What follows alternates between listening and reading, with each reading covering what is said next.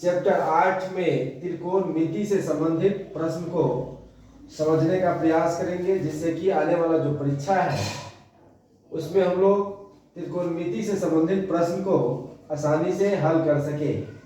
प्रश्न 1 को देखेंगे। प्रश्न 1 में है कि त्रिभुज एबीसी में कोण बी समकोण है, AB 5 cm है तथा BC 12 cm है, तो साइन ए एवं tan सी का मान बताएं। तो सबसे पहले देखेंगे कि यहाँ पे त्रिभुज एबीसी है, तो हम लोग क्या करेंगे, त्रिभुज एबीसी पहले बनाएंगे। तो त्रिभुज एबीसी बना लेंगे और साथ ही इसमें कोण बी के जगह पे 90 डिग्री देना है, क्योंकि कोण बी यहाँ पे समकोण है। इसके बाद ए से लेकर बी की दूरी दिया हुआ है यहाँ 5 cm, ये हम लोग 5 cm यहाँ पे लिखे।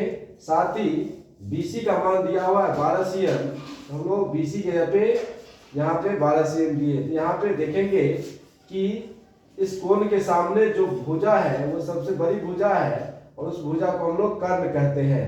तो हमें लंब और आधार या लंब हमें मालूम है, लेकिन कर्ण नहीं है, तो सबसे पहले हम लोग कर्ण निकालेंगे।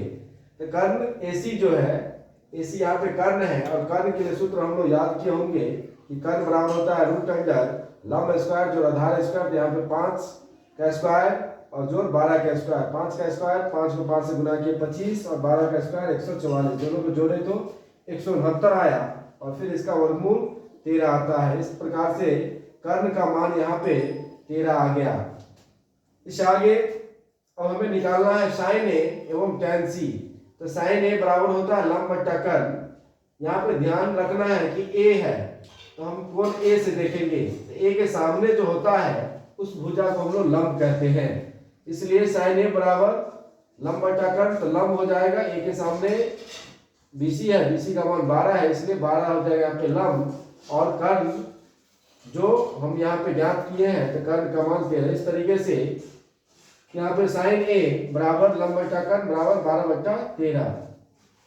इसी प्रकार से tan सी का मान, तो tan का फॉर्मूला होता है लंब बट्टा आधार। जबकि यहाँ पे हम C से देखेंगे तो C के सामने यहाँ पे AB है, तो यह AB यहाँ पे लंब हो जाएगा। C के लिए लंब AB होगा, इसलिए AB का मान 5 cm है, तो इसलिए लंब बराबर 5 cm। और फिर यदि ये लंब होता तो आधार ये हो जाएगा BC। इस तरीके से इसका मान जो होगा 5/12 होगा। इस तरीके के यदि प्रश्न आता है तो हम इसी तरीके से आसानी से हल कर सकते हैं। प्रश्न 2 को देखेंगे।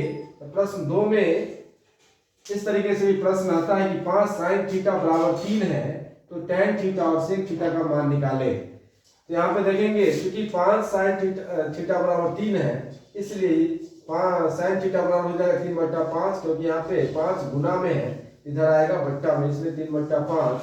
और हम लोग जानते हैं sin थीटा बराबर होता है लंब बट्टा कर्ण, यानी लंब हो गया 3 और कर्ण हो गया 5। तब हम यहाँ पे आधार निकालेंगे।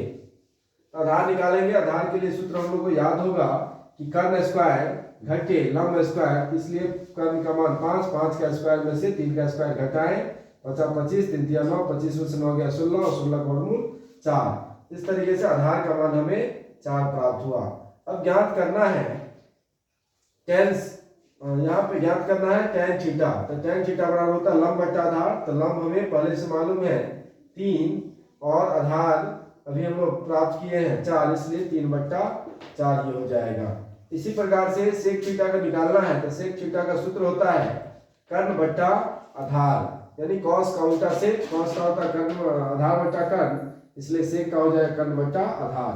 कर्ण का मान हम यहाँ देखेंगे कितना है, 5 है, इसलिए 5 और आधार का मान यहाँ निकाले थे 4, इसलिए 5/4 हो जाएगा। इस तरीके से भी ऐसा यदि प्रश्न रहता है तो हम लोग आसानी से इसको हल कर सकते हैं। प्रश्न 3 को देखेंगे। प्रश्न 3 में यहाँ पे 2 sin square 30 degree plus 3 cos square 60 degree है।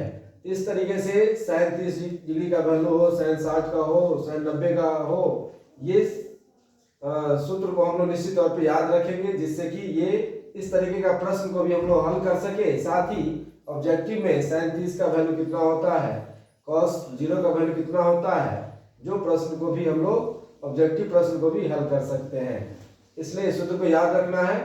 साथ ही यहाँ देखेंगे कि 2 sin स्क्वायर 30 डिग्री, अर्थ यहाँ पे 2 और sin स्क्वायर 30, मतलब sin 30 का जो वैल्यू होता है 1/2 होता है, और यहाँ पे साइन स्क्वायर है, इसलिए 1/2 का स्क्वायर हो जाएगा। इसी प्रकार से 3 cos स्क्वायर 60 है, तो 3 का 3 और cos 60 का वैल्यू 1/2 ही होता है, इसलिए 1/2 का यहाँ पे स्क्वायर, क्योंकि यहाँ पे cos स्क्वायर है। इस तरीके से 2 का 2 गुना में 1/2 का स्क्वायर, 1 का स्क्वायर 1 और 2 का स्क्वायर 4, 1/4। यहाँ भी 1/2 का स्क्वायर 1/4, यहाँ पे 2 से भाग देंगे, 2 1 2, 2 दूना 4, तो यहाँ पे हमें प्राप्त होता है 1/2 और यहाँ पे 3 1 3/4 यानी 3/4। अब यहाँ पे 2 और 4 का एलसीएम लेते हैं तो यहाँ पे 4 आया, 2 को 2 बार में 4 आता है, इसलिए 1 को 2 से गुना 2, 2 3 5/4। तो इस तरीके से प्रश्न है तो हम लोग उसका मान दे करके इस प्रश्न को हल कर सकते हैं। तो ऐसा भी प्रश्न परीक्षा में रहता है, तो निश्चित तौर पे हम लोग इसमें है कि सूत्र याद रखना है कि sin 0 का वैल्यू क्या है, sin 30 का वैल्यू क्या है, ये निश्चित तौर पे याद रखेंगे, जिससे कि ऐसा प्रश्न को भी हम लोग आसानी से हल कर सके। प्रश्न 4 को देखेंगे। प्रश्न 4 में है कि tan 2a बराबर cot a माइनस 15 डिग्री है, तो a का मान क्या होगा। तो इसमें हम लोग सूत्र को याद रखना है कि tan 90 डिग्री माइनस थीटा बराबर क्या होता है, तो cot थीटा। तो ये सूत्र सब हमें याद रखना है, जिसके माध्यम से हम लोग इस तरह का प्रश्न को हल कर सकते हैं। जैसे tan 2a बराबर cot a माइनस 15 दिया हुआ है, और यदि हम लोग tan को बदलेंगे cot में, तो cot यहाँ पे 90 डिग्री माइनस 2a हो जाएगा। इधर भी cot और इधर भी cot, तो ये cot से ये cot कैंसिल हो जाता है।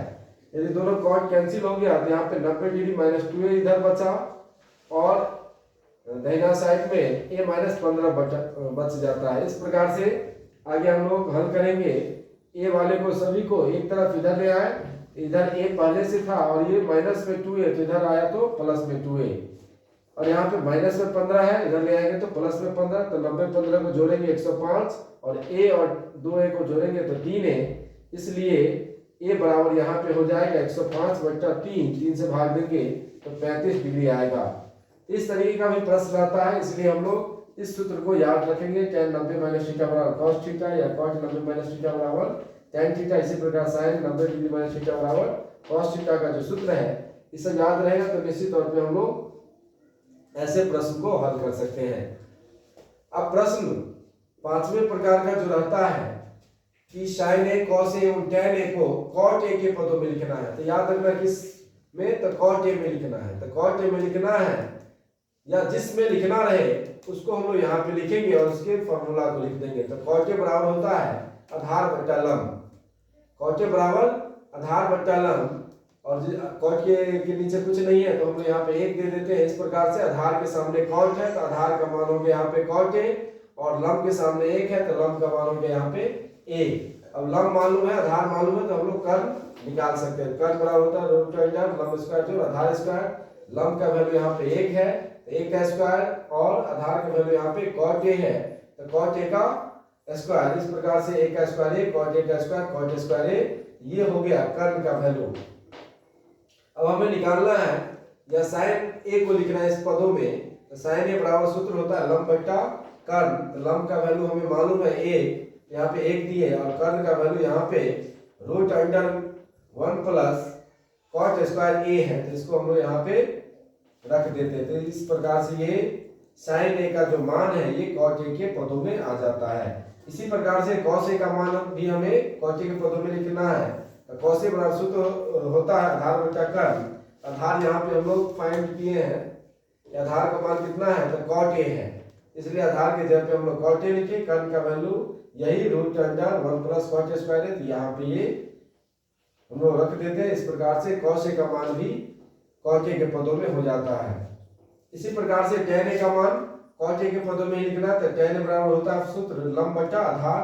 लंब का मान मालूम है हमें 1, इसलिए यहाँ पे लंब के सामने 1 दिए, और आधार का वैल्यू यहाँ पे cot a है, यहाँ पे हम लोग 1 बट्टा cot a आ जाता है।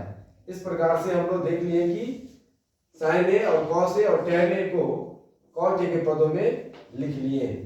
इसी प्रकार से और भी प्रश्न है, और यदि sin a के पदों में लिखना रहता तो हम लोग sin a बराबर लिखते लंब बट्टा कर्ण, और यहाँ कुछ नहीं तो 1। इस प्रकार से लंब हो जाता है sin a और कर्ण हो जाता है 1, और फिर आगे हम लोग हल करते तो sin a के पदों में भी लिखा जा सकता है। और इस प्रकार से इस पांचों प्रश्न को हम लोग इसी तरीके से अच्छे से अध्ययन कर लेंगे, जिससे कि आने वाला जो परीक्षा हो उसमें आसानी से हल कर सके। और इसके आगे हम लोग नेक्स्ट वीडियो में देखेंगे कि किस प्रकार से सिद्ध करने वाला प्रश्न रहता है त्रिकोणमिति में।